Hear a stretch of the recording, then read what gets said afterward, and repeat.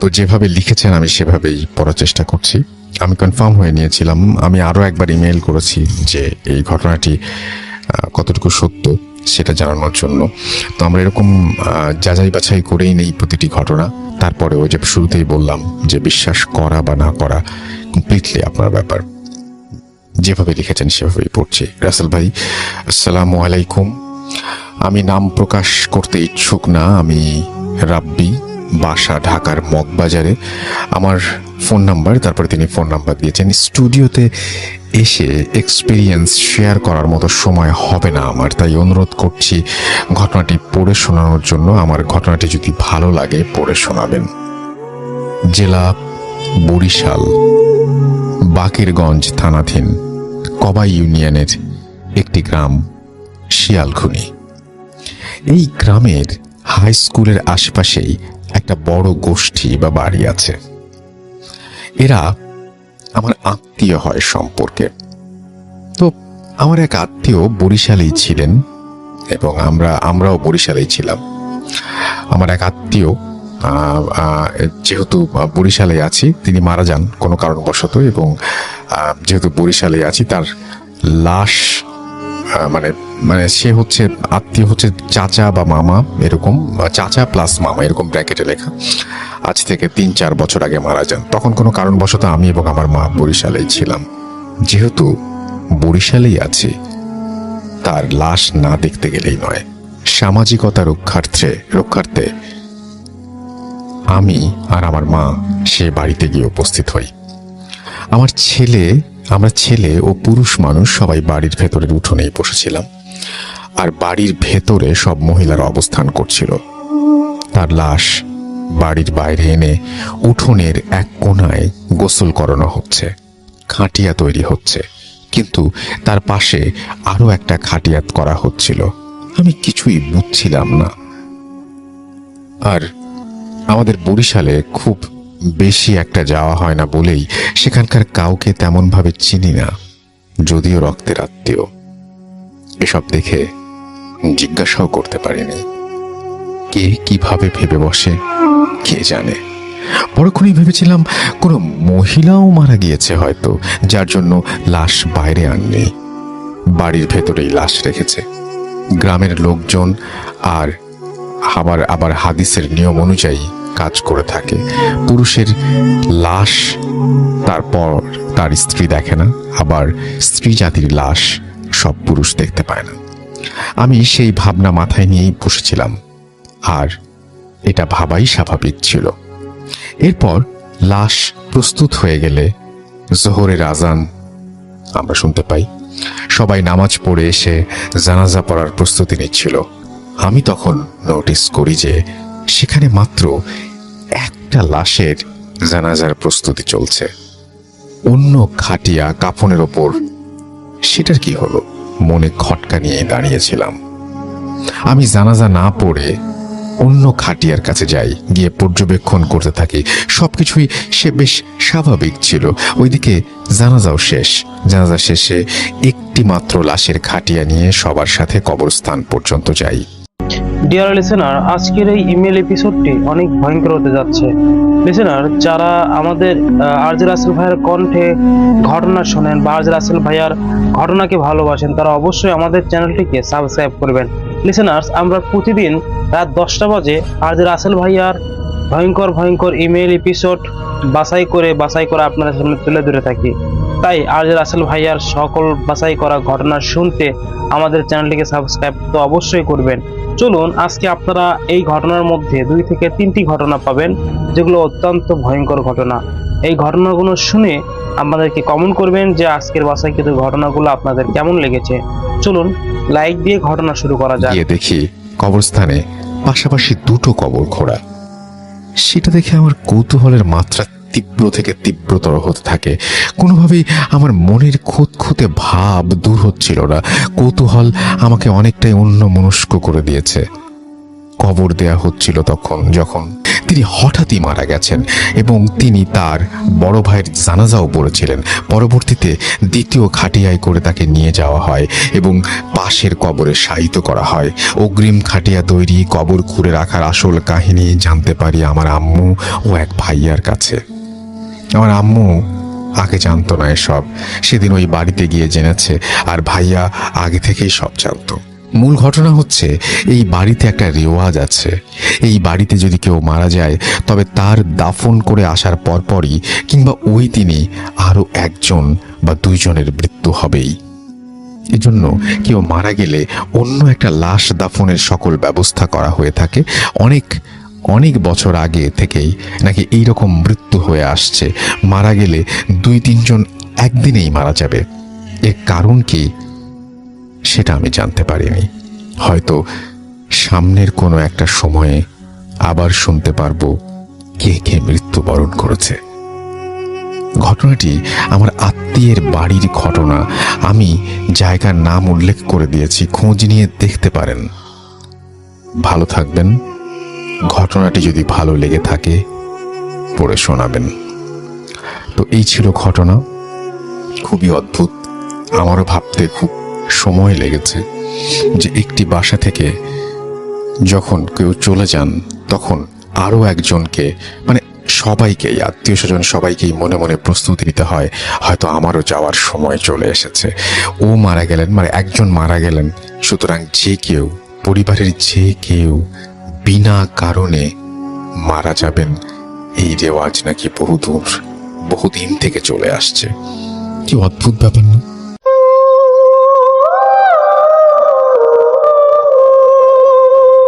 আমি রাস্তাল আরো একবার আপনাদের সবাইকে স্বাগত জানাই। যারা ভূত.com-এ আসতে চান তারা কিন্তু বাসায় বসেও আমাদের শোতে অংশ নিতে পারেন।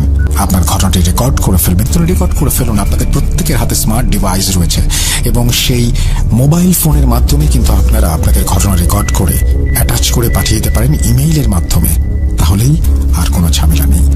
যাই হোক, আমরা আসলে খুবই বেশি জোর দিচ্ছি, নেক্সট কয়েক মাস জোর দেব অডিও ক্লিপের উপরে। চলুন কথা না বাড়িয়ে আরো একটি অডিও ক্লিপ শুনে আসি।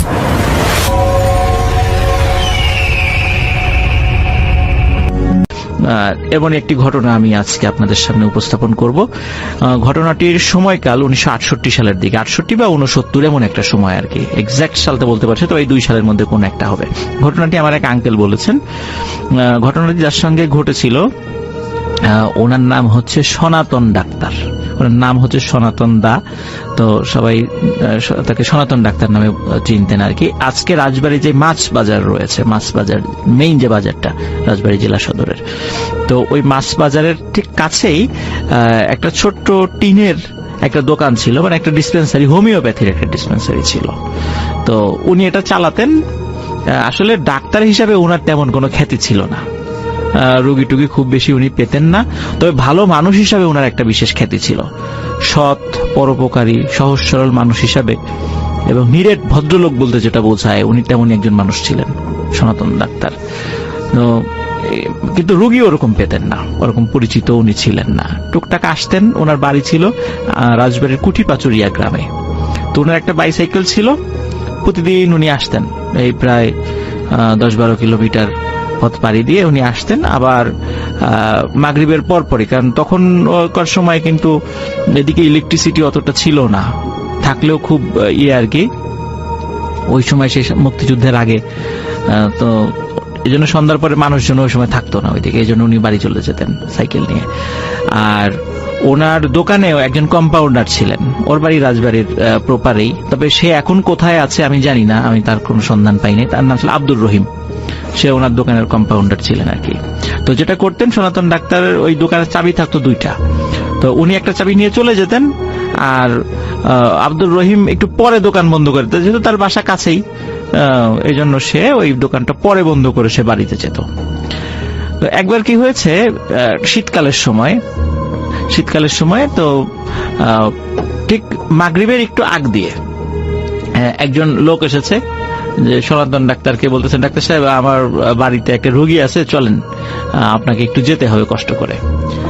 তো এখন উনি চিন্তা করছেন আর কিছুক্ষণ পরে মাগরিবের আজান দিবে, তো এখন যাব আর ফিরতে ফিরতে যদি দেরি হয়ে যায়, তো উনি আসলে ওরকম আগ্রহ নাই। ওই লোকটা বলতেছেন যে না না আপনি চলেন, আমার বাসা কাছেই। যদিও ওই লোকটাকে উনি চেনেন না, তারপর চিন্তা করেন কাছে বাসা দিকে শুধু কতক্ষণ লাগবে, কই যেতে আধা ঘন্টা, আসতে আধা ঘন্টা। তো চিন্তা করেন আধা ঘন্টা দেরি, খুব বেশি দেরি না আর কি, আসতে পারবো। এখন ওনার সাথে মানে আর সাইকেল নেন নাই, উনি চিন্তা করছেন যে ওনার সাইকেলের আবার আজকে যে মানে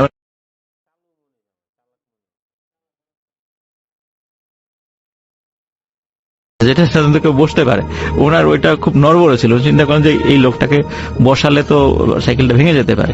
চিন্তা করেন সাইকেল দোকানেই থাক, আমি ওনাকে নিয়ে হাঁটতে থাকি, যেহেতু কাছেই বাড়ি। এখন এই যে হাঁটা শুরু করেছে, হাঁটছে হাঁটছে, তো বলতেছে কি তোমার বাড়ি কোথায়? এই যে সামনে। তো সামনে সামনে করতে করতে বলে যায়, বলে তোমার বাড়ি কোথায়? বলে সোনাকান্দর গ্রাম। সোনাকান্দর গ্রাম কিন্তু যারা রাজবাই শুনছেন, এখানে যদি আপনি সাইকেল চালিয়েও যান, ওখানে যেতে না হলে 15 থেকে 20 মিনিট লাগবে, আর পায়ে হেঁটে গেলে প্রায় 45 মিনিট 50 মিনিট সময় লাগবে। তো এখন হয়তো বা সাইকেলে বা এখন অটোতে গেলে খুব কাছেই, কিন্তু ওই সময় পায়ে হেঁটে যাওয়ার পথটা একটু দূরে ছিল। এখন বলে তোমার বাড়ি সোনাকান্দর গ্রামে, তো আমাকে আগের থেকে বলো নাই কেন? বলে যদি বললে যদি না আসতেন, এই ভয়ে বলি নাই। তো যাই হোক, উনি ওই বাড়িতে যান, গিয়ে রুগী দেখেন। রুগী দেখে ফিরতে ফিরতে ওনার দেরি হয়ে যায়, ফিরতে ফিরতে দেরি হয়ে যায়। আর ওনার দেরি দেখে ওই ওনার দোকানের যে কম্পাউন্ডার আব্দুর রহিম, সে দোকান বন্ধ করে চলে গেছে। এখন উনি চিন্তা করছে, উনি এসে দেখেন দোকান বন্ধ। এখন ওনার সাইকেল তো দোকানের মধ্যে, এখন বাসায় যাবেন কিভাবে? তা উনি চিন্তা করেন কি আর করা, যেহেতু চলেই গেছে। তখনকার দিনে তো মোবাইল ফোন ছিল না, আর আব্দুর রহিমের বাড়ি আর একটা গ্রামে ছিল। এখন সেখানে গিয়ে তো চাবি আনা সম্ভব না, এমনিতে দেরি হয়ে গেল। চিন্তা করেন ঠিক আছে, হাঁটতে হাঁটতেই চলে যাবো আজকে। তো উনি ওই চিন্তা করে হাঁটা শুরু করেন, ওখান থেকে হাঁটা শুরু করেন। তো আজকে আমি ওই রাসেল ভাই ওই যে লোকোশেডের যে গল্পটা আমি সাধারণত বলি, ওই লোকোশেড দিয়ে হাঁটা শুরু করছেন। কিন্তু মজার বিষয় হচ্ছে লোকোশেড কিন্তু তখন হন্টেড ছিল না। লোকোশেড হন্টেড হয়েছে হচ্ছে 1971 সালের পরে, কারণ ওই জায়গাতে তো অনেক গণহত্যা হয়েছে, এখনো কিন্তু ওখানে বধ্যভূমি আছে। তো যার কারণে ওই ঘটনাটা 1971 সালের আগে, তো তখন ওই জায়গাটা হন্টেড ছিল না। যার কারণে উনি যখন লোকোশেড পার হয়ে দিকে চলে যাচ্ছেন, কোনো ঘটনা ওনার সাথে ঘটে নাই। আর আজকে যে রেল লাইনটা লোকোশেডের এদিক দিয়ে গলন্দ ঘাট পর্যন্ত চলে গেছে, তখন কিন্তু এই রেল লাইনটা ছিল না, রেল লাইনটা অন্য দিক দিয়ে ছিল। ওটা এমনি পায়ে হাঁটা পথ ছিল ওই দিক দিয়ে। তো উনি যাচ্ছেন ওই দিক দিয়ে, একদম সোজা চলে গেলে ওনার বেশ ঘন্টাখানেক হাঁটলে ওনার বাড়ির কাছাকাছি উনি চলে যেতে পারেন। ঘন্টা 2-2.5 লাগে আর কি হেঁটে যেতে। উনি যাচ্ছেন কিছুটা পথ পার হয়ে দাঁতশি বাজার নামে একটা জায়গা আছে, এটা রাজবাড়ির লোকজন অবশ্যই চিনে থাকবেন সেটা। তো দাঁতশি বাজারটা পার হয়ে উনি হাঁটা শুরু করেন, এই পর্যন্ত কোনো সমস্যা হয়নি। তো ওনার হাতে কিন্তু ভাইয়া একটা মানে টর্চ লাইট থাকতো সব সময়, যেহেতু উনি রাত্রে চলাফেরা করতেন, টর্চ লাইট থাকতো। তো টর্চ লাইট মানে জ্বালিয়ে উনি যাচ্ছেন।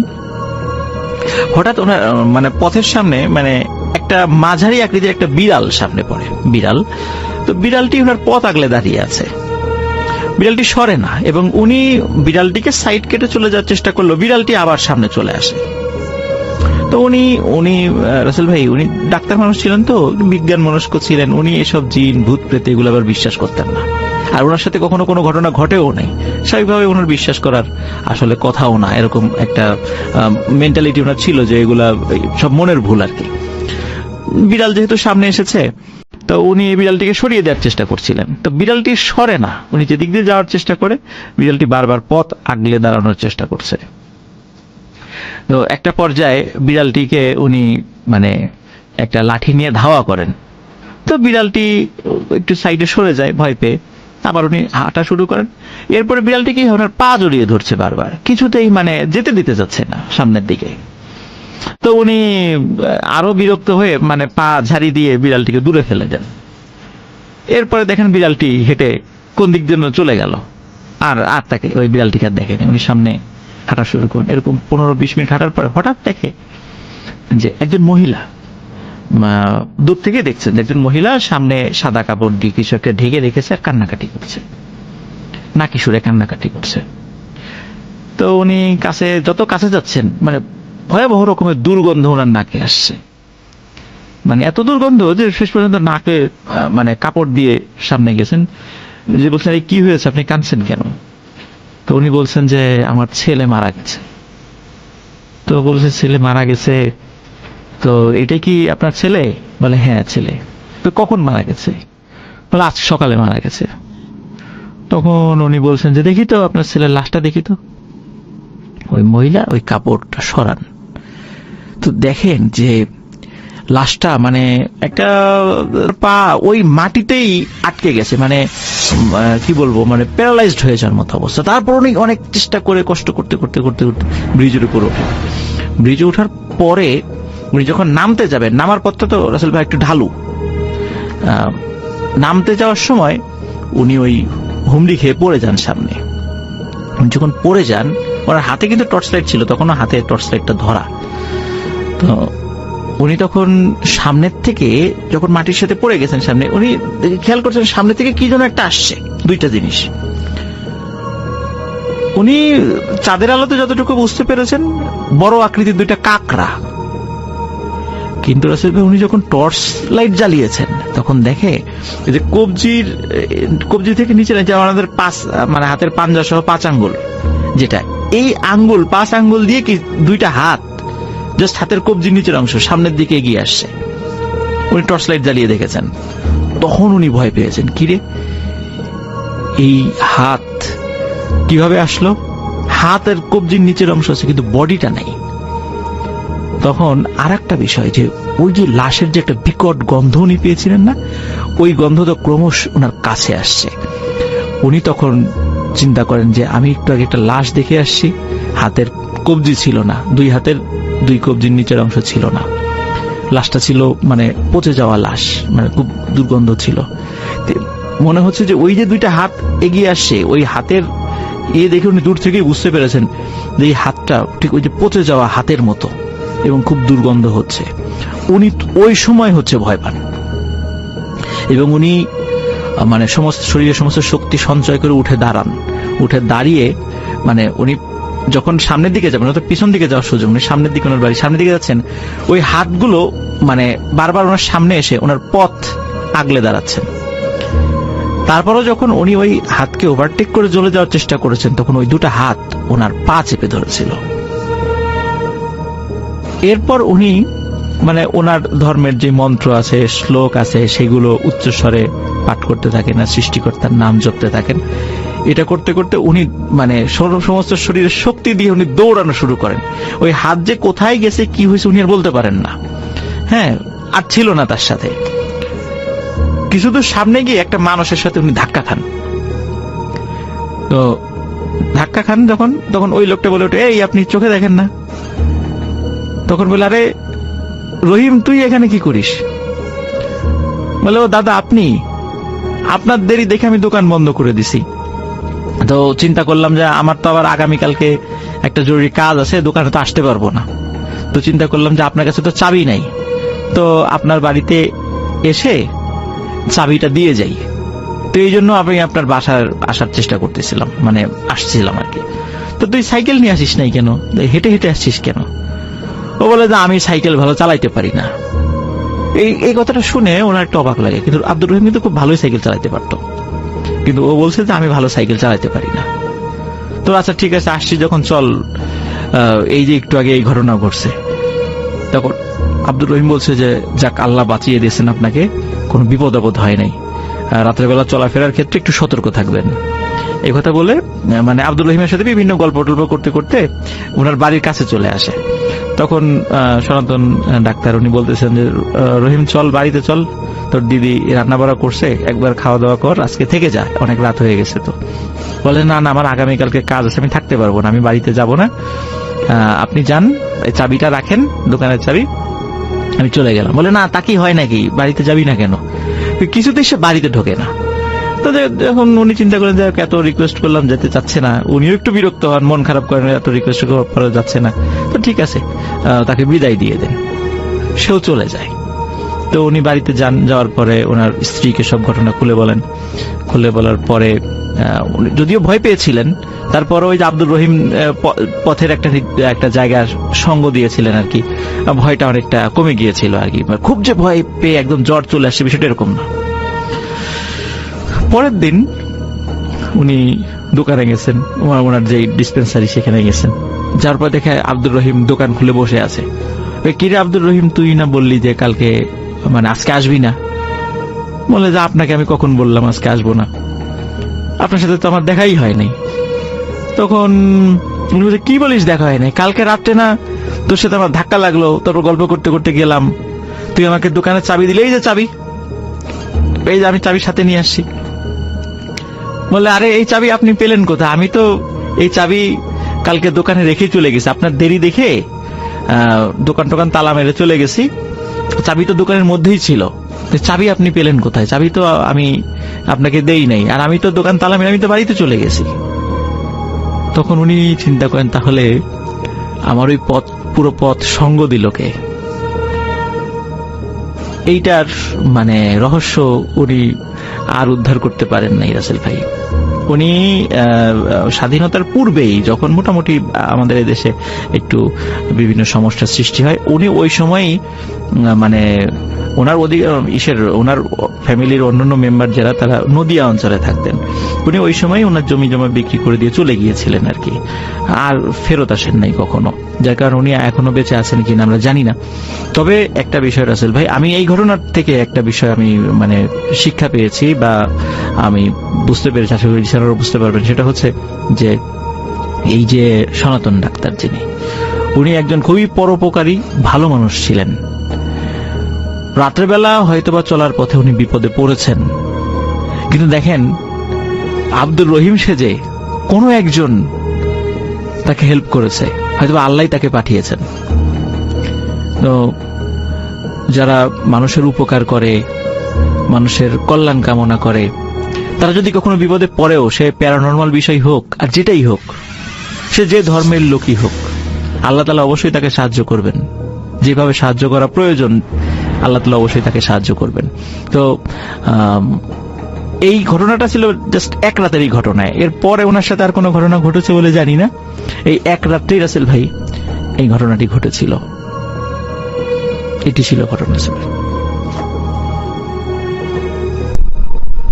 থ্যাংক ইউ সো মাচ প্রথমত আপনার ঘটনার জন্য এবং চমৎকার উপস্থাপনের জন্য। আশা করছি যে আপনাদেরও ভালো লেগেছে। অ্যান্ড আমাদের আজকে আফনান ভাই যে কষ্ট করে আমাদের স্টুডিওতে এসেছেন, আফনান ভাই আপনি একটু যে একটা ঘটনা বলার জন্য যে কষ্ট করে স্টুডিওতে আসলেন, এই যে এই টানটা কিভাবে অনুভব করেন, কেন অনুভব করেন একটু বলবেন আমাদেরকে? না আসলে মানে এই যে যারা শুনছেন তাদের নিশ্চয়ই আপনার একটা পরিবারের মতোই মনে হয়, রাইট? জি জি, সেটাই। আর একটা বিষয় হচ্ছে যে আসলে কোন একটা বিষয়কে মানে হৃদয়ে ধারণ করা, এটা একটা সবচেয়ে বড় বিষয়, একটা ভালোবাসা, এটা কাজ করে সবসময়। এই জন্য ঢাকায় যখনই আসি, এই যেমন এই কয়েক সপ্তাহ একটু ঘন ঘন আসা হয়েছে ঢাকায়, এই জন্য যখনই আসছি স্টুডিওতে আসার চেষ্টা করি। আবার দেখা যাচ্ছে মাঝখানে কিন্তু অনেক বেশ কয়েক মাস আসতেই পারি নাই, কারণ তখন রেকর্ড ফাইলগুলো পাঠিয়েছি আর কি। তো যখনই আসার মানে ঢাকায় এসেছি, চেষ্টা করেছি আসার জন্য। এটা মানে অন্তরের একটা ভালোবাসা, এটা আল্লাহ সৃষ্টি করে দিয়েছেন। তো এই জন্যই আসলে একটা গল্প না, মনে হয় যে সবসময় আসি, গল্প না থাকলেও আসি। রাইট। আমরা আপনার থেকে আর আটকাবো না, কারণ রাত হয়ে যাচ্ছে এবং বৃষ্টির রাত। আর একটু পরে হয়তো যানবাহন কোনো কিছু পাওয়া যাবে না, ট্রান্সপোর্টেশন সব বন্ধ হয়ে যাবে। থ্যাংক ইউ সো মাচ আপনার ভাই আমাদেরকে সময় দেওয়ার জন্য। এবং আপনি যখনই আপনার এলাকার এবং আপনার আচ্ছা আপনার ভাই কিছুটা বলতে চাচ্ছিলেন, জি বলেন। আর একটা ঘটনা আছে, প্লিজ তাহলে একটু শুরু করি আমরা, বলেন। এখন যে স্টোরিটি আমি মানে শেয়ার করব, এটি আমাদের আলামিন দিয়েছে নড়াইলের। আর আলামিনের ঘটনা মানে স্পেশাল হবেই, এটা কোনো মানে সন্দেহ নেই। আজকে কিন্তু এটা সারপ্রাইজ ছিল। আমি জানতাম যে উনি একটা শেয়ার করবেন, দুটো শেয়ার করছেন। মাই গুডনেস, আলহামদুলিল্লাহ। চলুন আমরা শুরু আসি। আচ্ছা, আলামিন যে স্টোরিটি শেয়ার করছে, এই ঘটনাটির সময় খুব বেশি দিন আগের না, 2018 সালের ঘটনা।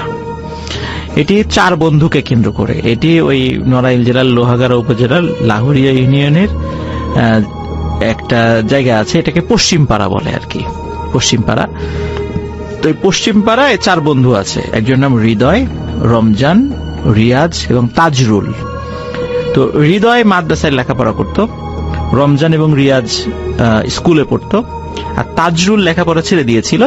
তার ওই চাচার একটা ডেকোরেটরের দোকান ছিল, সে ওই ডেকোরেটর দোকানে কাজে ঢুকে যায়, গ্রামের বিভিন্ন প্রোগ্রামগুলোতে, বিয়ে শাদী আর বিভিন্ন প্রোগ্রামগুলোতে ওই যে ডেকোরেটর কাজগুলো, অ্যারেঞ্জমেন্টগুলো সেগুলো তাজরুল করে থাকতো।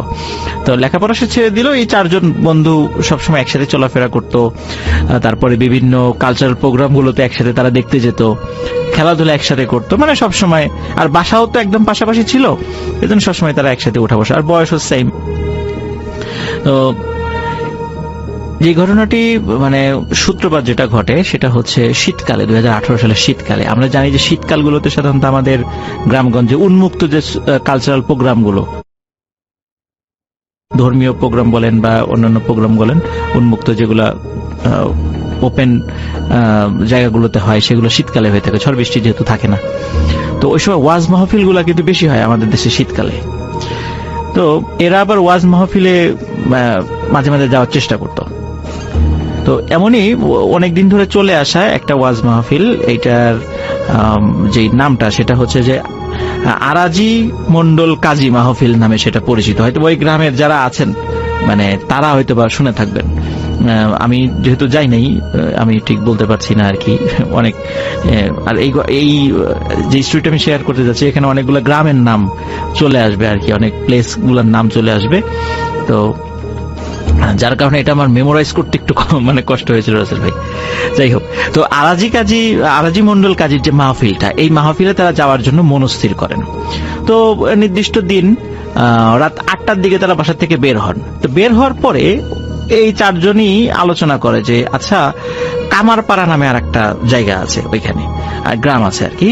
তো বললো যে কামারপাড়াও তো একটা মাহফিল আছে, তাহলে কোনটাই যাব। তখন ওরা চিন্তা করে যে কামারপাড়া মাহফিলের সাথে সেখানে ওই যে ইসলামিক সঙ্গীত অনুষ্ঠানও ছিল।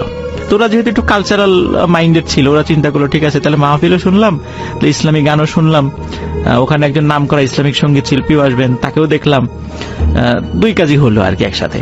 তো ওরা চিন্তা করে তাহলে ওই আরাজি কাজী মন্ডলের মাহফিলটা বাদ আমরা কামারপাড়া মাহফিলে যাব। আর কামারপাড়া মাহফিলের ওইখানে কামারপাড়া যাওয়ার জন্য মানে যে গ্রামের মধ্য যে পথ, সেটা প্রায় 1.5 ঘন্টা লাগে হেঁটে যেতে রাসেল ভাই, 1.5 ঘন্টার মতো সময় লাগে। ওরা রওনা দেয়। হঠাৎ করে তাজরুল ওই হৃদয়ের, রমজান এবং রিয়াজকে বলে যে আচ্ছা, আমরা এত পথ হাঁটবো কেন? আমার একটা শর্টকাট রাস্তা জানা আছে, সেটা হলো এই ইসামতি বিলের মধ্য দিয়ে যদি আমরা যাই, 20 থেকে 25 মিনিটের মধ্যে আমরা কামারপাড়ার কাছে চলে যেতে পারবো। তো আমরা এই দিক দিয়ে চলে যাই। এখন অন্যরা বলে আসলেই তো তাই, আমরা 1.5 ঘন্টা হাঁটবো কেন, আমরা একটু তাড়াতাড়ি চলে যাই সেখানে। তো যেই চিন্তা সেই কাজ। তাজরুলের নির্দেশনায় ওরা ইছামতি বিলের মধ্যে দিয়ে হাঁটা শুরু করেন। আর শীতকালে তো আসলে বিলগুলোতে পানি থাকে না, তখন বিলগুলোতে কিন্তু রাসেল ভাই ধান চাষ হয়। তো সেখানে পুরো বিলে ধান চাষ হয়েছে। আর ক্ষেতের মাঝখান দিয়ে আমরা যেটাকে আইল বলি, এই আইলের উপর দিয়ে হেঁটে যাওয়া যায় আর কি। তো ওরা আস্তে আস্তে হেঁটে হেঁটে যাচ্ছে। অনেক পথ বলতে মোটামুটি 15 মিনিট হাঁটার পরে, মানে ওদের পথ খুব আর বেশি দূরে নয় আর কি। হাঁটার পরে ওই বিশেষ করে এই 4 বন্ধুর মধ্যে রমজান এবং তাজরুল, এদের এই 2 জনের আবার মাঝে মাঝে একটু সিগারেট খাওয়ার অভ্যাস ছিল। আর হৃদয় এবং রিয়াজ, এদের আবার সিগারেট খাওয়ার অভ্যাস ছিল না। তো রমজান এবং তাজরুল ওরা বলছে যে একটা সিগারেট খেতে ইচ্ছা করছে। তখন অন্যরা বলছে যে এই বিলের মধ্যে সিগারেট মানে ধরাবা কই, মেস তো নাই সাথে। তখন ওই যে রাসেল ভাই, ওই বিলের মধ্যে কিন্তু ওই যে মানে সেচ কাজ করার জন্য ওই যে জায়গাতে মেশিনটা বসানো হয়, আমরা গ্রামে বলি সেচ মেশিন, শ্যালো মেশিনও বলে আর কি। তো ওই সেচ মেশিন যেখানে বসানো হয়, ওই সেচ মেশিনের জন্য কিন্তু একটা ছোট্ট ঘর করা হয়, একটা অস্থায়ী ঘর। এবং ওই ঘরের মধ্যে একটা মাচা পেতে যে এই মেশিনের দায়িত্বে থাকে সে থাকে আর কি। তো বিলের মধ্যে এই সেচ মেশিনগুলো তখন ওই এখন কোনোটায় ইলেকট্রিসিটি মানে সংযোগ আছে। আর যেহেতু বড় বিল, ওখানে ইলেকট্রিসিটির খাম্বা ছিল না, ওটা কি ওই যে তেলে চলতো আর কি। এই জন্য ওখানে কিন্তু ওই ঘরগুলোতে কোনো বৈদ্যুতিক বাল্ব থাকতো না, এমনি হয়তো বা হারিকেন বা ল্যাম্প জ্বালাতো আর কি। তো ওরা দেখে যে ওই একটা অস্থায়ী ঘর, যেটা ওই রকম সেচের জন্য যে অস্থায়ী ঘর আছে, দূরে একটা ঘর দেখা যাচ্ছে, কিন্তু ওই ঘরের মধ্যে আলো। তো তাজরুল বলছে যে ওই যে একটা ঘর আছে, তো চলো আমরা ওইখানে যাই, নিশ্চয়ই ওখানে লোক আছে, যদি আলো জ্বলছে লোক আছে।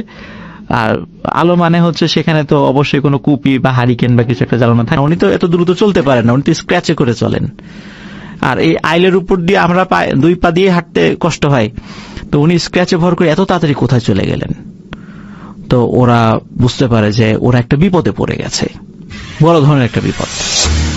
তখন ওরা চিন্তা করে যে আমাদেরকে দ্রুত ওই কামারপাড়া চলে যেতে হবে যেখানে মাহফিল। ওরা বলে আমরা তো কাছাকাছি আছি। ওরা হাঁটা শুরু করে। তো হাঁটতে হাঁটতে রাসেল ভাই ওরা একটা অদ্ভুত জায়গায় নিজেদেরকে আবিষ্কার করে। দেখে যে ওরা হাঁটতে হাঁটতে একটা উঁচু ঢিবির মতো একটা বিশাল জায়গায় চলে আসছে, এবং সেখানে মানে খুব ঘন কাশবন।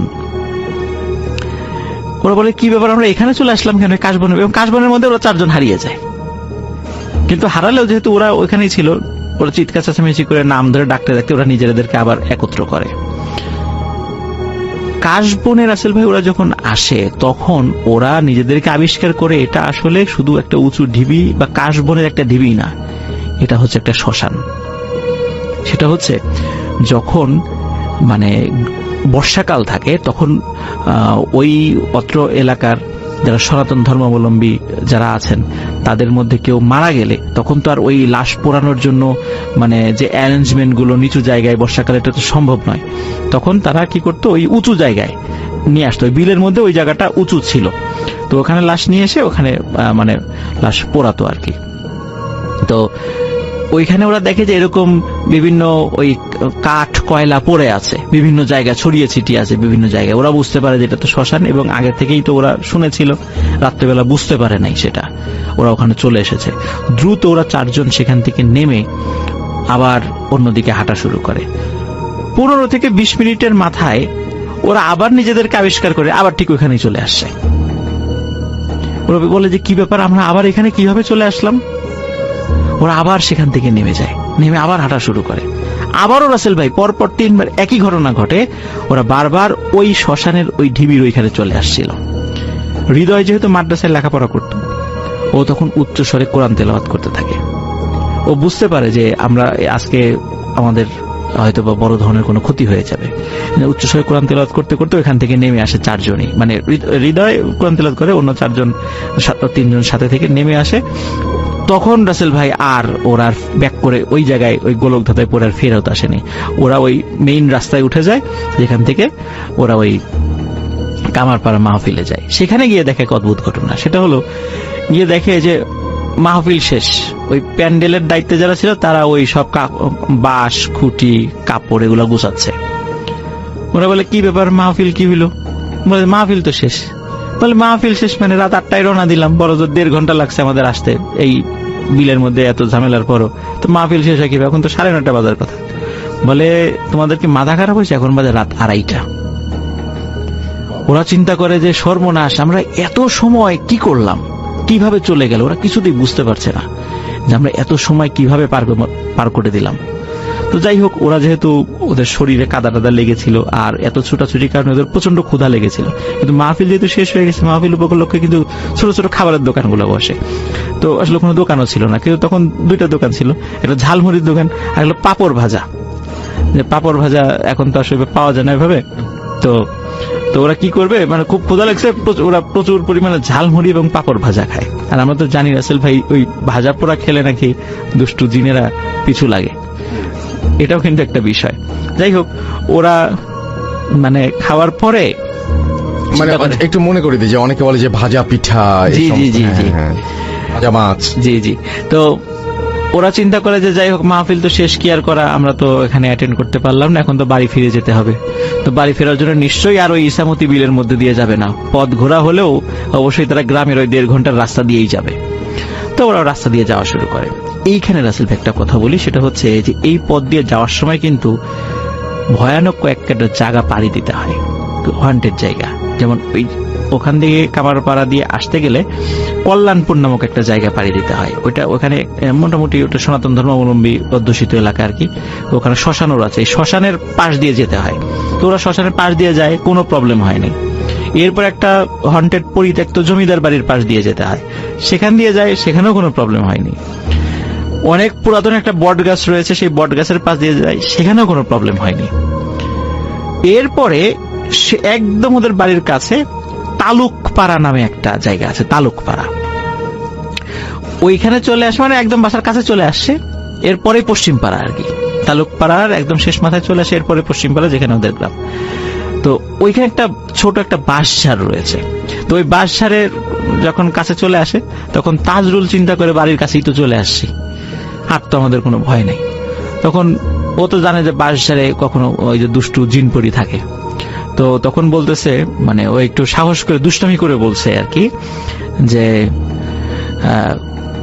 মানে তোরা কে আসিস আশেপাশে, যদি আমার কথা শুনে থাকিস আয় আমার সামনে আয়, তো যদি তোদের সাহস থাকে, আমি তোদেরকে ভয় পাই না, তোদের মতো কত মানে দুষ্টু জিনদের সাথে যুদ্ধ করে আমি জিতে গেছি, তোরা তো কিছুই না, যদি সাহস থাকে আমার সামনে আসিস বা ক্ষতি করার চেষ্টা কর, আমি আমার শরীর গা বন্ধ করে রাখছি, আমার কোনো ক্ষতি করতে পারবি না। যখনই রাসেল ভাই এই বিষয়টা বলেছে, ওরা চারজনই দেখে ওই বাঁশঝাড়ের মধ্যে কাল বৈশাখী ঝড় হলে যেভাবে মানে মানে বাঁশের যে অবস্থা হয় ঠিক ওরকম হচ্ছে। কিন্তু আরো একটা বিষয় দেখে, আশেপাশের কোনো গাছের পাতা কিন্তু নড়ে না, তার মানে ঠিক ওই জায়গাটাতেই কোনো প্রবলেম হয়েছে। তখন ওরা বুঝতে পারে যে আবার একটা বিপদ আমাদের সামনে আসছে। তখন ওরা কি করে, ঝেড়ে দেয় দৌড়, চারজনেই, বাড়িতে কাছেই ছিল, যে যার বাড়িতে চলে যায়। যে যার বাড়িতে যাওয়ার পরে ওরা কিন্তু ওদের গার্জিয়ানকে কাউকে এই বিষয়টা কিছু বলে না, বলে রাগারাগি করবে, এই জন্য কিছু বলে না।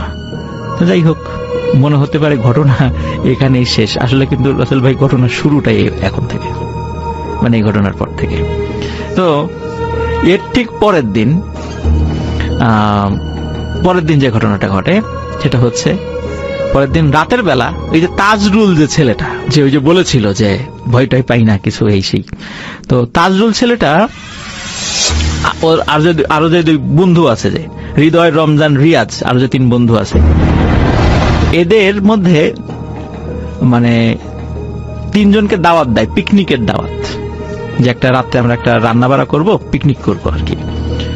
তো কোথায় রান্না হবে, ওই লাহুরিয়া বালিকা বিদ্যালয় নামে একটা স্কুল আছে, এখানে নাম হলো লাহুরিয়া বালিকা বিদ্যালয়, ওইখানে পিকনিক হবে। তো পিকনিক আয়োজন হয়।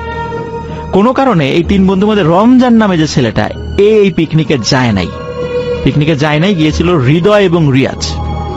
তো পিকনিকের পরে, মানে লিসেনারদেরকে একটু বলে রাখি যে একটু মনে রাখবেন, রমজান কিন্তু যায় নাই, গিয়েছে হৃদয় এবং রিয়াজ, তাজরুল নিয়ে গেছে ওদেরকে।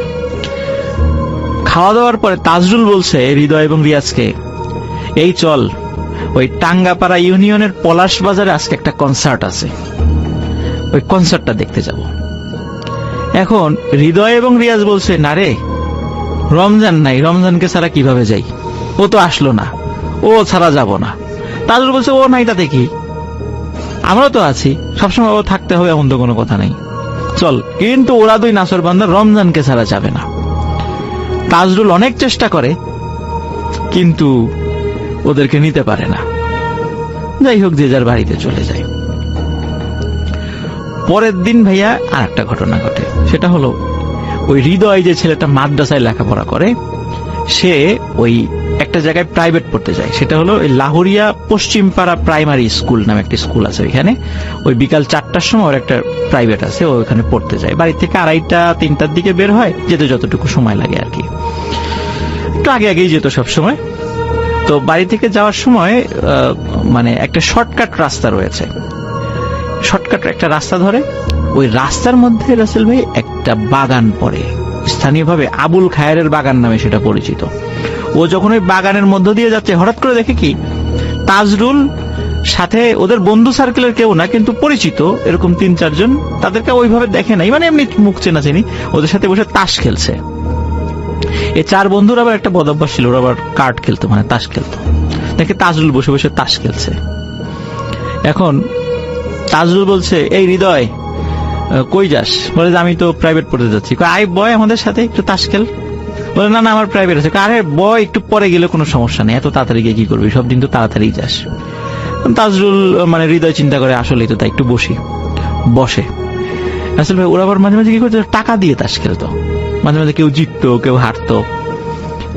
ওরা যখন তাস খেলতে বসছে, বারবার এই হৃদয় জিতে যাচ্ছিল, 5 টাকা 15 টাকা 10 টাকা এরকম জিতে যাচ্ছিল।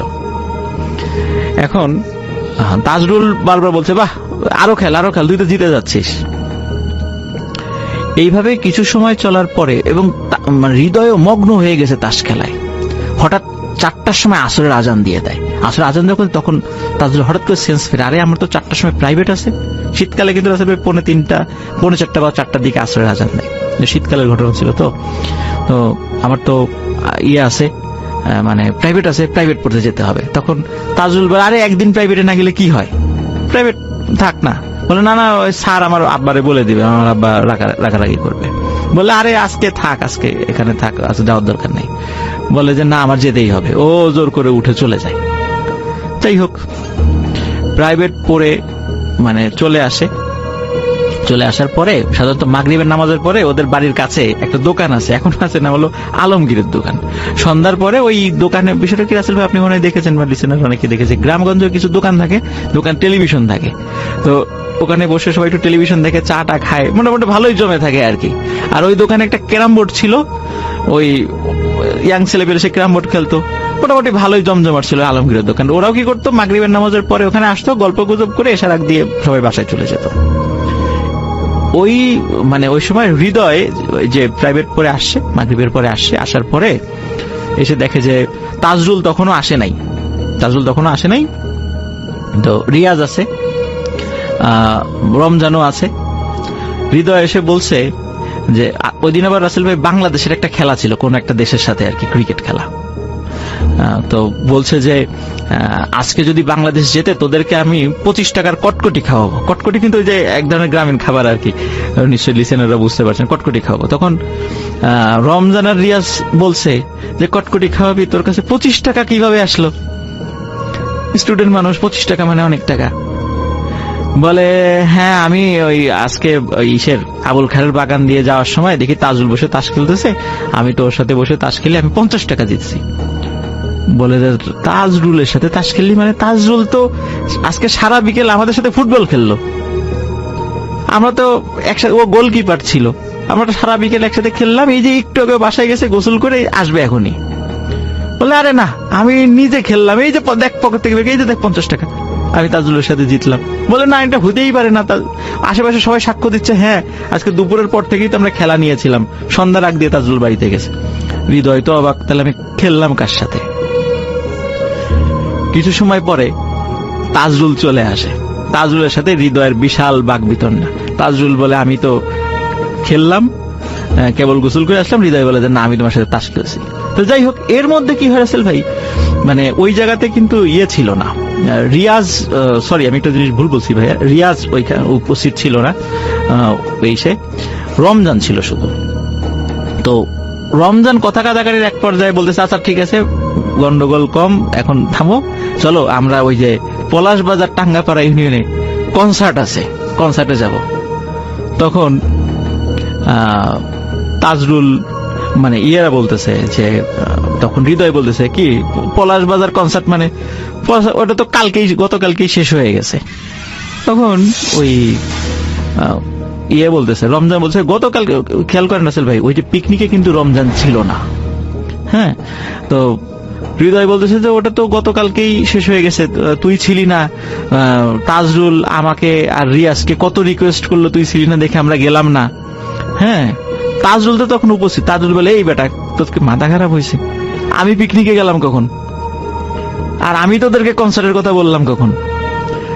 ওরা দুইজনই ওর উপর ক্ষিপ্ত হয়, এই বেটা তুই আমাদের 3 জনের খাবার একাই সাবার করলি, আমাদেরকে ধরে নিয়ে কনসার্টে নিয়েই যাবি, কত চেষ্টা করলি, আমরা রমজান নাই দেখে গেলাম না, এখন বলো যে তুমি আমাদেরকে কনসার্টের কথা কখন বললা?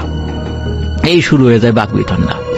তাজরুল বলে যে আমি বলি নাই, আমি তো ছিলামই না, কারণ আমি সারা রাত আমার আব্বার সাথে খেতে কাজ করছি, কারণ আমার আব্বা আমাকে আসতে দেয়নি। ওরা কেউ বিশ্বাস করে না, বলে চল আমার আব্বার কাছে চল। তাকে ওর তাজরুল আব্বার কাছে নিয়ে যাও। আব্বা বলে, হ্যাঁ ও তো সারা রাত, আমি তো তোমাদের কাছে যাইতে দেয় নাই, ও তো সারা রাত, শুধু রাত না সারাটা রাত, ভোরে সে ঘুমাইছে, সারা রাত আমার সাথে কাজ করছে, খেতে জরুরি কাজ ছিল, খেতে কাজ করছে।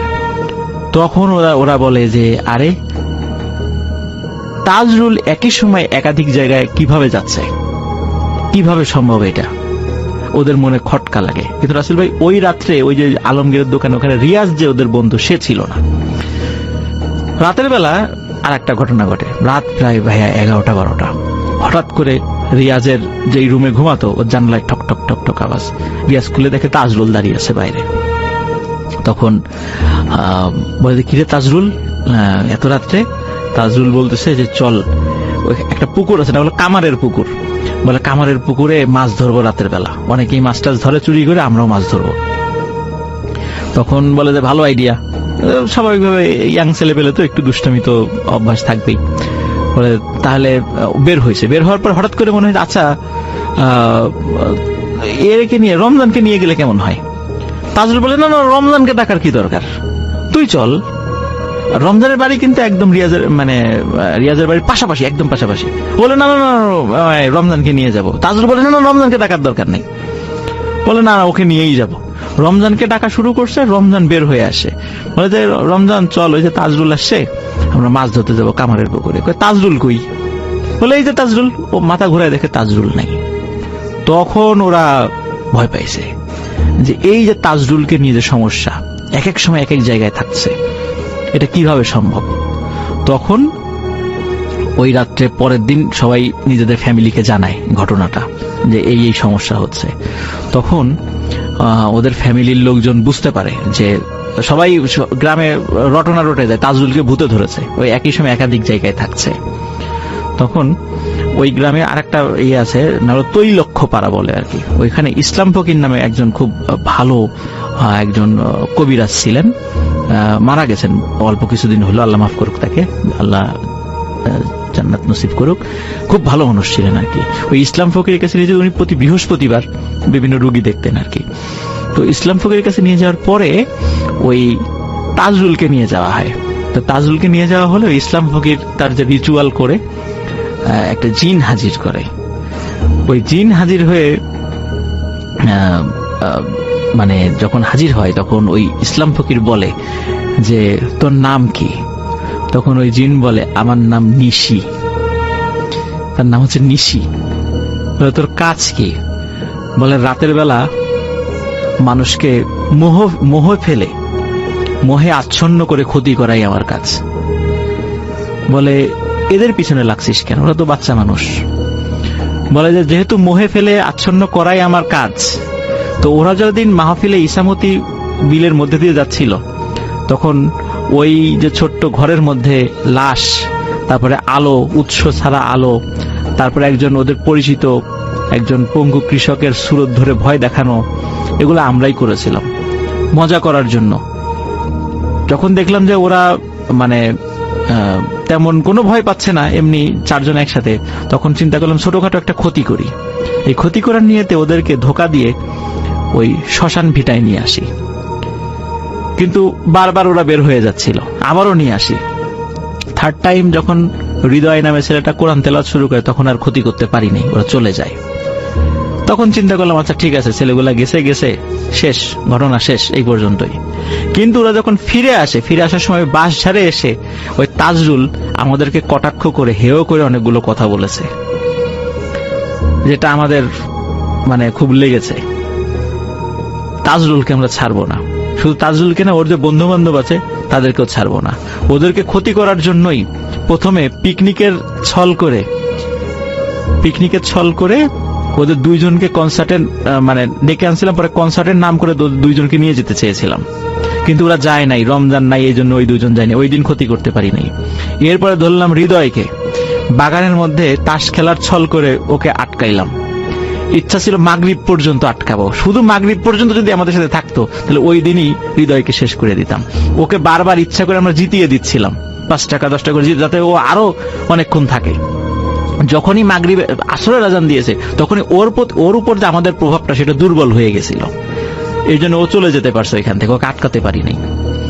তারপরে রাতের বেলা ওই রিয়াজকে ডাকতে গেছি, মাছ ধরার কথা বলে রিয়াজকে নিয়ে যাব। প্রত্যেককে হিট করছে, দেখেন আসলে প্রত্যেককে হিট করছে, রিয়াজকে নিয়ে যাব। কিন্তু রিয়াজ আবার রমজানকে ডাকার কারণে আর করতে পারি নাই কিছু। কিন্তু করতে পারি নাই, সহজ কিছু পদ্ধতি অ্যাপ্লাই করছি, করতে পারি নাই। এরপর আরো কঠিন পদ্ধতি অ্যাপ্লাই করব, ওদেরকে ক্ষতি করবই, এটা আমাদের পণ। তখন ইসলাম ফকির ওদেরকে অনেক রিকোয়েস্ট করে ছোট মানুষ ভুল করে ফেলছে, তারপরে বেশ কিছু ওই তদবির রিচুয়ালের মাধ্যম দিয়ে এই বিষয়টা থেকে ওরা মুক্ত হয়। তাজরুল এখন সৌদি আরবে থাকে, আর হৃদয় যে ছেলেটা মাদ্রাসায় পড়তো এখন ফরিদপুর থাকে, আর অন্য দুইজন রিয়াজ এবং রমজান ওরা ওই লাহোরিয়া গ্রামেই এখনো আছে আর কি। তো আমি আলামিনকে বলেছিলাম যেহেতু মানে হৃদয়, রমজান এবং রিয়াজকে আপাতত পাওয়া পসিবল, তো তুমি এই তিনজনকে সাথে নিয়ে একটা ছবি আমাদেরকে দিবা, লিসেনারদেরকে দেখাবো যে এরা, কারণ অনেক সময় আমরা গল্প বলি বিশ্বাস করতে চায় না। তো আসল ভাই এই ঘটনা থেকে কিন্তু একটা বিষয় আমরা একটা শিক্ষণীয় একটা বিষয় পাই, সেটি হচ্ছে যে এই যে অনেক সময় কিছু হন্টেড প্লেসে গিয়ে আমরা না অনেক মানে ঠাট্টা তামাশা করি, ধুর এখানে কি আছে কিছু নাই, এই সেই সব ধোঁকাবাজি এই সেই। অনেক সময় এই ঘটনা থেকে আমিও এটা শিখলাম, আমরা কিন্তু অনেক সময় এর ধরনের কথাবার্তা বলি কোথাও গিয়ে, এতে করে কিন্তু আমাদের উপর আমরা কিন্তু পজেসড হয়ে যেতে পারি। এই দুষ্টু জিনেরা কিন্তু আমরা সুযোগ করে দিচ্ছি আমাদেরকে ক্ষতি করার জন্য। এজন্য আমরা একটু সাবধান থাকবো এই বিষয়গুলোতে। আশা করি ঘটনাটি সবার ভালো লেগেছে। সবাই ভালো থাকবেন, সুস্থ থাকবেন। এটাই ছিল ঘটনা।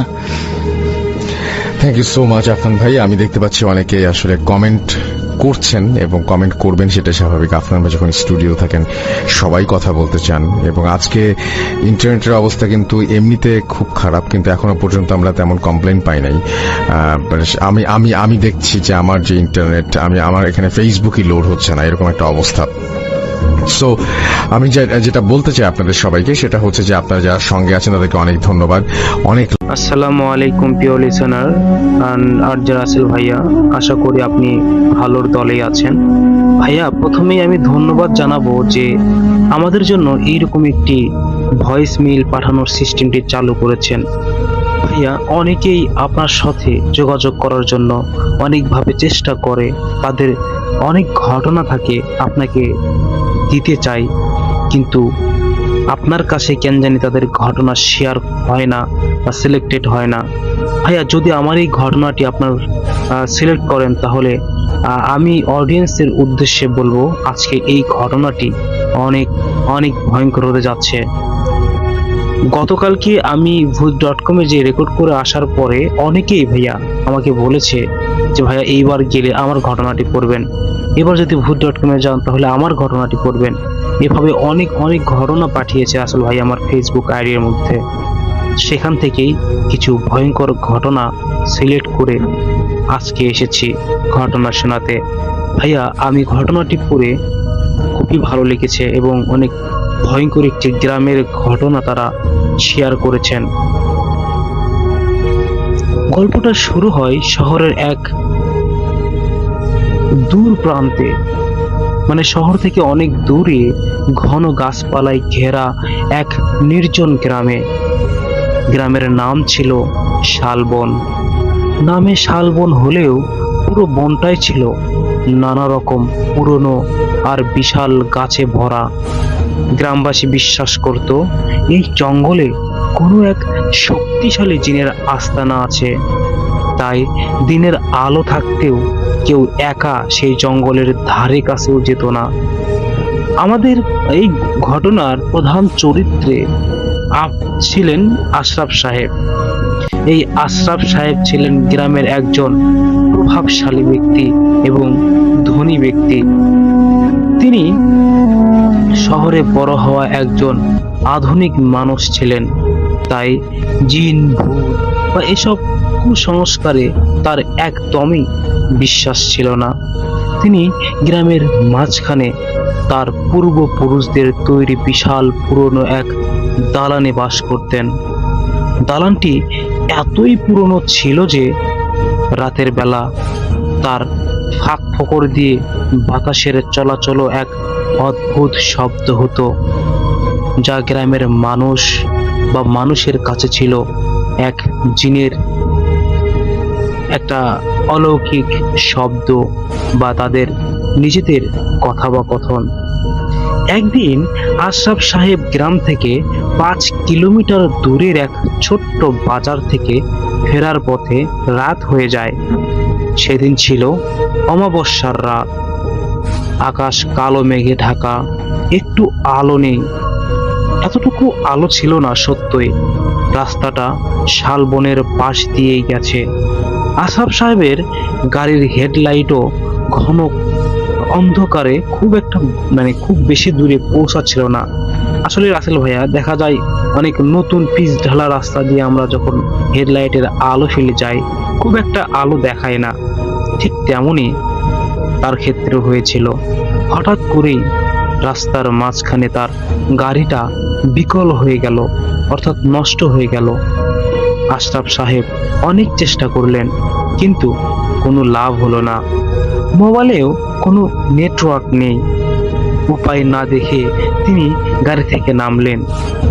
চারপাশটা এতই নিস্তব্ধ ছিল, শুধু ঝিঝি পোকার শব্দ, আর এর থেকে বেশি কোনো শব্দ শোনা যাচ্ছিল না।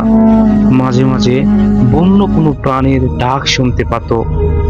শালবন থেকে ভেসে আসা ভেজা মাটি আর পুরনো পাতার গন্ধটা কেমন যেন ভারী ভারী লাগছিল আমার।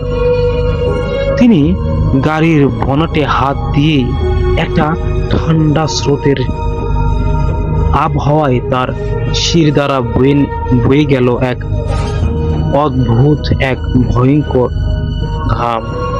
মনে হলো যেন কেউ তার ঠিক পিছনে দাঁড়িয়ে আছে।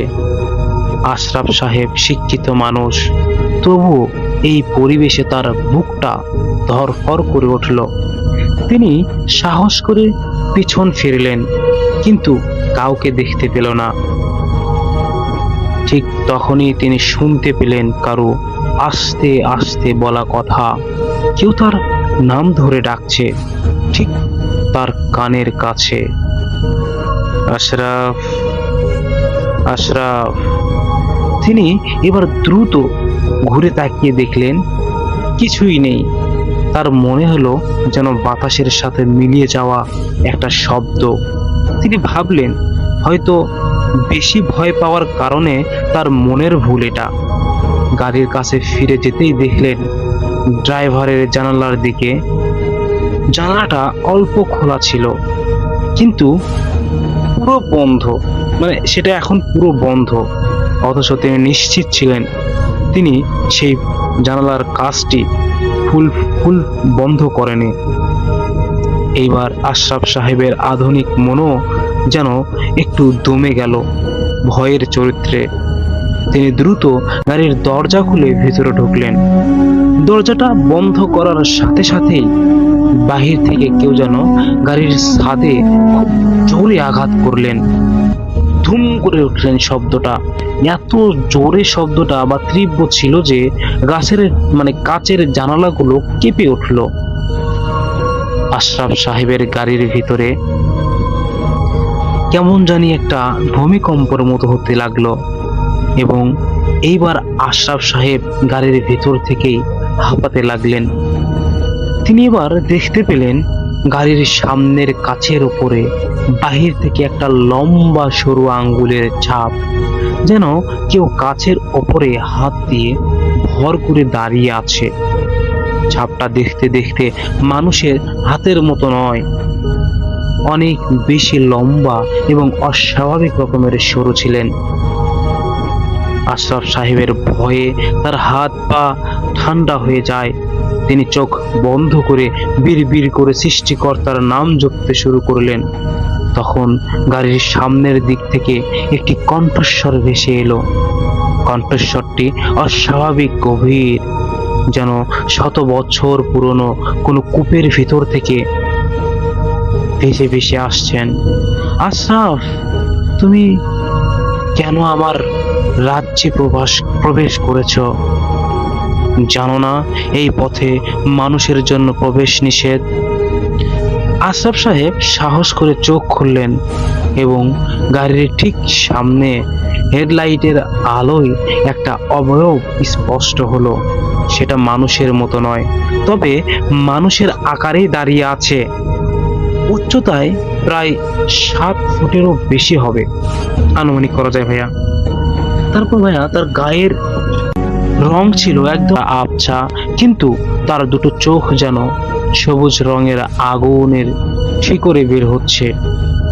সেটা দেখে আশরাফ সাহেব বুঝলেন এ হলো সাধারণ ভূত নয়, এ হলো সেই শক্তিশালী জিন। এবার জিনটি শান্তভাবে বলল, তুমি অবিশ্বাসী, তুমি আমাকে কুসংস্কার বলো, কিন্তু তুমি এখন আমার সামনে, আমি তোমাকে একটা সুযোগ দেব। তুমি যদি আমার একটি প্রশ্নের সঠিক উত্তর দিতে পারো, তবে তোমাকে আমি এখন এই বিপদ থেকে মুক্ত করে দেব। আর যদি না পারো, জিনের কণ্ঠস্বর আরো গম্ভীর হয়ে উঠল, তবে এই গাড়ির ভিতরেই তুমি মিশে যাবে তোমার অস্তিত্ব, তোমার অস্থিমজ্জা এবং সব এই একসঙ্গে এখানে মাটি হয়ে যাবে। আশরাফ সাহেব কাঁপতে কাঁপতে বললেন, বলুন কি প্রশ্ন? জিনটি হেসে উঠল। হাসিটা এমনই কর্কশ ছিল যে গাড়ির ভিতরেও প্রতিধ্বনি হতে শুরু হলো। প্রশ্নটা খুব সহজ। আশরাফ, আমাকে বলো, এই বনের মধ্যে এমন কোন গাছ আছে যার শিকড় উপরে আর ডালপালা নিচে, শিকড় উপরে আর ডালপালাগুলো মাটির নিচে? আশরাফ সাহেব জ্ঞান বিজ্ঞানে অনেক জানেন, কিন্তু এই ধরনের অদ্ভুত ধাঁধার উত্তর তার জানা ছিল না।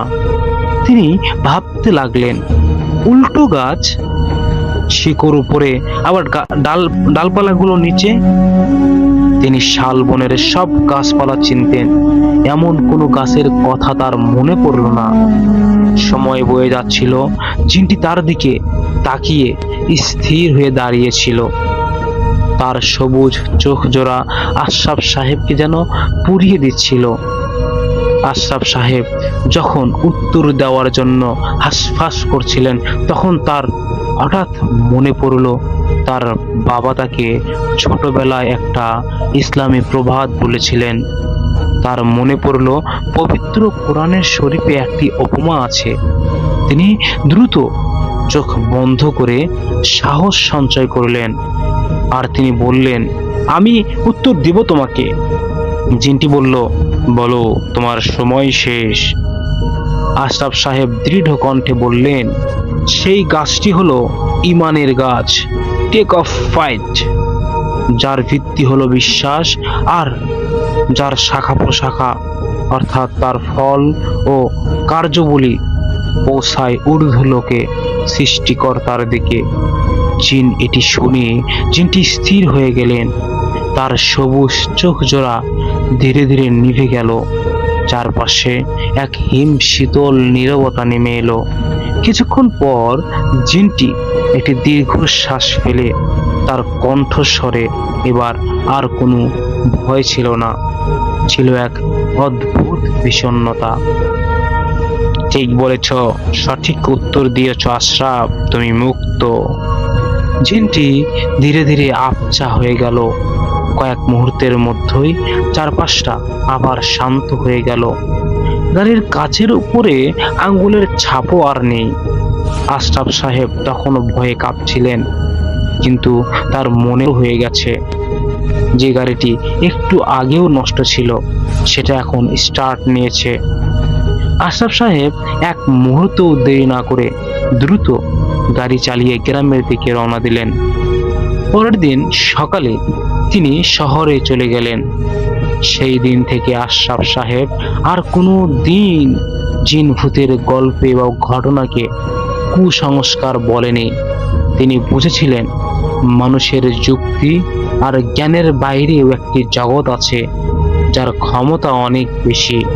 আর সেই রাতে তিনি শুধু একটি প্রশ্নের উত্তর দেননি, তিনি তার ভিতরের আধুনিক বিশ্বাসকে হারিয়ে আবার তার বাবার শেখানো বিশ্বাসের কাছে ফিরে এসেছিলেন।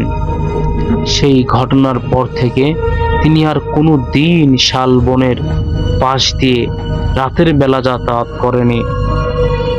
লিসেনার্স, এই ছিল আমার প্রথম ঘটনা। আমি সরাসরি আমাদের দ্বিতীয় ঘটনায় যাব। আপনারা তার মধ্যে কমেন্ট করুন যে আপনাদের এই ঘটনাটি কেমন লেগেছে। আমি আরও একটি ঘটনা বলবো, এটাও একটি জমিদার বাড়ির ঘটনা। এটা অনেক ভয়ঙ্কর ঘটনা পাঠিয়েছেন রোবেল সাহেব। চলুন সরাসরি আমরা ঘটনায় চলে যাই। ঘটনাটি ছিল পশ্চিমবঙ্গের এক পুরনো জমিদার বাড়ির ধ্বংসবাশেষ ঘটনা। গ্রামের মানুষ বিশ্বাস করত এই বাড়ির পিছনের জঙ্গলে এক ভয়ঙ্কর জিন সাধক তার উপাসনা করত এবং এই বাড়ির জমিতে এখনো সেই জিনের প্রবল আছর আছে। বহু বছর আগে জমিদার পরিবারের এক সন্তান নাকি সেই সাধকের সাধনা নিয়ে বিঘ্ন ঘটিয়েছিলেন, আর সেই রাগে সাধক পুরো জমিদার বংশকে অভিশাপ দিয়ে ধ্বংস করে দেয়। আমাদের গল্পটি 3 বন্ধুকে নিয়ে। 3 জনই শহরের আধুনিক কলেজে পড়তো। তারা ভূত, প্রেত, জিনের গল্পকে সব সময় গাঁজাখুরি গল্প বলে উড়িয়ে দিত। তাদের গ্রামের এই জমিদার বাড়ি নিয়ে খুবই কৌতূহল ছিল, মানে তারা বিশ্বাসই করতে চাইতো না যে জিন ভূত বলে কিছু আছে এই দুনিয়াতে। একদিন রাতে 3 জন সাহস করে ঠিক করলো তারা জমিদার বাড়ির রহস্য ভেদ করবে। এরকম অনেক বন্ধু বান্ধব থাকে যারা ঘাড় তেরা, ছোট থেকে তাদের ঘাড়ের একটি করে রক ছেঁড়া থাকে। এই ব্যাটারা কি করেছে, রাত যখন প্রায় 2টো বাজে, বাইরে টিপ টিপ করে বৃষ্টি পড়ছিল। ঘন অন্ধকারের জোনাকির আবছা আলো ছাড়া আর কিছুই দেখা যাচ্ছিল না। বাইরে থেকে দরজা ভাঙা ছিল, তাই ভিতরে ঢুকতে কোনো অসুবিধা হলো না। পুরনো দালানের ভিতরে ঢোকার সাথে সাথে এই স্যাঁতস্যাঁতে ঠান্ডা গন্ধ আর তাদের নাকে চলে এলো অটোমেটিকলি। দেওয়ালে শ্যাওলা আর আগাছা, আমার মাথার উপর পুরনো কাঠ আর ইট খসে পড়ার শব্দ বলেন। তারা টর্চের আলোয় বাড়ির ভেতরের অংশ দেখাচ্ছিল। একটা লম্বা অন্ধকার করিডোরের মানে একটা বারান্দায় কে যেন হাঁটতে হাঁটতে তারা এক বিষ ধুলো আর ভাঙা আসবাবপত্র ছাড়া কিছুই ছিল না। দীপ্ত এবার মজা করে বলল, কিরে কোথায় জিন? দেখি একবার সামনে আয়, তোর সাধকের অভিশাপের কি ক্ষমতা সেটাই আমরা দেখতে এসেছি রে। কই জিন, বের হ। শুভ ধমকে উঠল, চুপ কর দীপ্তি, জায়গাটা ভালো না, এভাবে বলিস না। রনি দেয়ালের দিকে আলো ফেলে দেখছিল, সেখানে কিছু প্রাচীন আরবি হরফের মতো কিছু আঁকানো। হঠাৎ সে দেখলো একটা দেয়ালে বড় কালো রঙের তাবিজ আঁকা আছে, যেটা এখন আংশিক মুছে গেছে, তবে কিছু মানে এর আশেপাশে যেন বাতাসের গতিপথ অন্যরকম ছিল। ঠিক তখনই তারা একটা শব্দ শুনতে পেল। শব্দটা অনেকটা দীর্ঘশ্বাসের মতো, কিন্তু মানুষের দীর্ঘশ্বাস নয়, অনেক ভারী, গভীর আর যন্ত্রণাদায়ক। মনে হলো যেন ঘরের এক কোণা থেকে শব্দটা আসছে। রনি এবার দ্রুত আলো ফেললে সেই ঘরের দিকে এবং কিছুই দেখতে পেল না, কিন্তু সেই জায়গার দেয়াল থেকে একটা অদ্ভুত ধোঁয়া বা কুয়াশা কুণ্ডলী পাকিয়ে উপরে উঠে যাচ্ছে। সে বলল, এই চল চল চল, এখান থেকে চলে যাই, ব্যাপারটা ঠিক না রে, ভালো লাগছে না আমার কিছু। রনি আর দীপ্তেরও দেরি করতে চাইলো না সেখানে। তারা দ্রুত পিছনের দরজায় ভয় পেল। রনির দরজায় ধাক্কা মারতে লাগলো, কিন্তু দরজাটা যেন পাথরের তৈরি, একটিও নড়ছে না। ঠিক তখনই তার ঘরের তাপমাত্রা হঠাৎ কমে যেতে লাগলো। তাদের নিঃশ্বাসগুলো যেন জমাট বেঁধে যাচ্ছিল। এরপর ঘটলো তাদের জীবনের সবচেয়ে ভয়ঙ্কর অভিজ্ঞতা। ঘরের মাঝখানে, যেখানে তারা আগে কিছু দেখেনি, সেখানে ধোঁয়া আর কুয়াশার মধ্য দিয়ে ধীরে ধীরে একটি অবয়ব স্পষ্ট হলো। এটি পুরোপুরি জিনের মতো ছিল। দেখতে ছিল না, বরং একজন বুড়ো মানুষের আকৃতি বা প্রাকৃতির মতো। তার শরীরে আবছা কালো, তার পরনে ছেঁড়া পুরনো পোশাক, আর তার চোখ ছিল দুটো যেন জ্বলজ্বল করে কয়লার মতো লাল হয়ে যাচ্ছিল। সেই সাধক জিনটি আস্তে আস্তে করে বলে, কে তোমরা? আমার তপস্যা ভঙ্গ করেছ? অভিশাপ, অভিশাপ, অভিশাপ নিয়ে যাও তোমরা। রনি দেখলো জিনটির হাতে একটা সরু শুকনো লম্বা ডাল, যেটা মানুষ মাটিতে ঢুকে গেছে। ডালটা মাটিতে ঢোকার সাথে সাথে সেই ঘরটা জোরে কেঁপে উঠলো। ভয়ে সবাই মেঝেতে বসে পড়লো। দীপ্ত চিৎকার করে উঠলো, আমরা ভুল করে এসেছিলাম, আমাদের ছেড়ে দিন। জিনটি দীপ্তর দেখে তাকালো। তার লাল চোখগুলো যেন দীপ্তকে গ্রাস করছে। কোনো ভুল নেই। একবার সেই চৌকাঠ পেরোলে মানুষের মুক্তি নেই।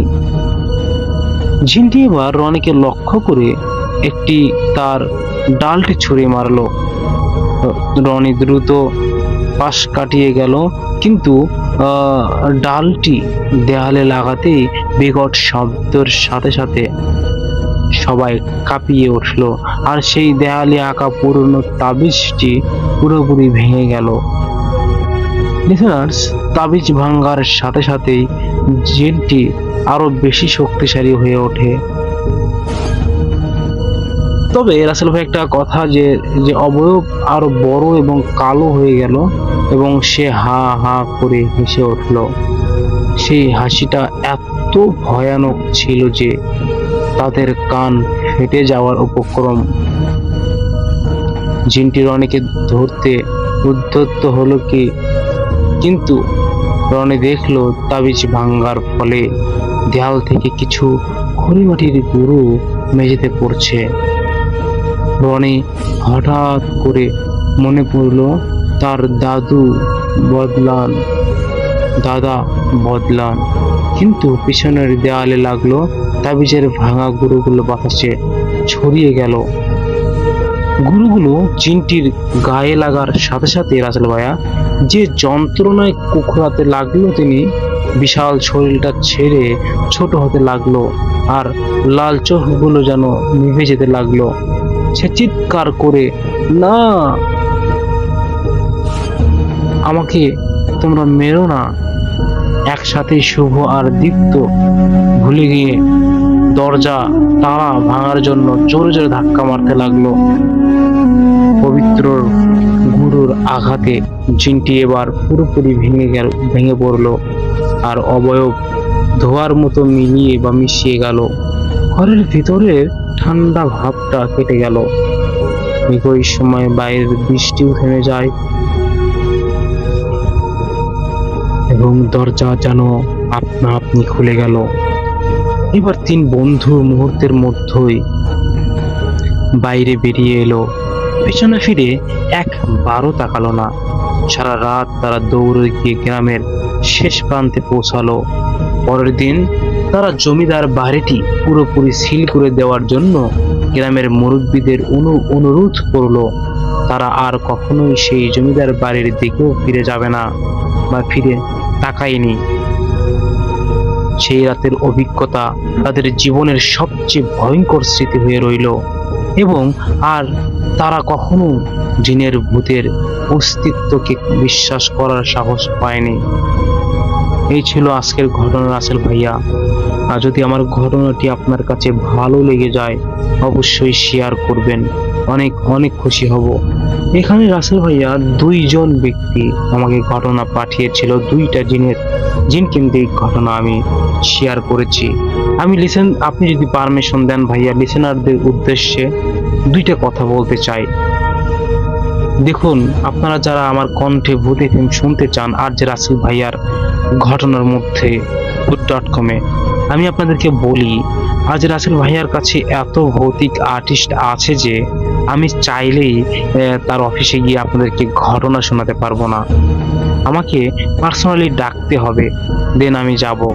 আপনারা যে আমাদেরকে এত এত ঘটনা পাঠান ভাইয়া, এই ঘটনাটা এতগুলো ঘটনা আমি যদি বলার জায়গায় না পাই তাহলে আমি এই ঘটনাটা কিভাবে শেয়ার করব। দেখুন, আজ 6 দিন পরে আর রাসেল ভাই আমাকে এইরকম লিসেনারদের পাঠানো ঘটনা সিলেক্ট করে রেকর্ড করাচ্ছেন। যাই হোক, আমি চাইবো আপনারা আমার পাশে থাকবেন, ভালোবাসা দিবেন। যারা সাবস্ক্রাইব করেননি তারা অবশ্যই সাবস্ক্রাইব করবেন। আজকের মতো এখানে আমি বিদায় নিচ্ছি। সবাই ভালো থাকবেন, সুস্থ থাকবেন। আসসালামু আলাইকুম। লিসেনার্স, আজকের এই ইমেল এপিসোডটি আজকের পর্যন্তই। যারা আমাদের সাথে এতক্ষণ ছিলেন তাদেরকে অসংখ্য ধন্যবাদ। আপনারা জানেন আমরা কতটা ভয়ঙ্কর ভয়ঙ্কর ইমেল এপিসোড তৈরি করে থাকি। লিসেনার্স, আপনারা যদি চান আমরা আপনাদের জন্য আরো বেশি ভয়ঙ্কর ভয়ঙ্কর ঘটনা সার্চ করে তুলে ধরবো। আপনারা জানেন যে আমি কত ভয়ঙ্কর ঘটনা বলেছিলাম এর আগে, অনেকেই আমার ঘটনাই চাচ্ছেন। তো আজকে আমি আপনাদেরকে আরো একটি আমার নিজের কণ্ঠে ঘটনা শোনাবো। এই ঘটনাটি পাঠিয়েছেন আমাদেরকে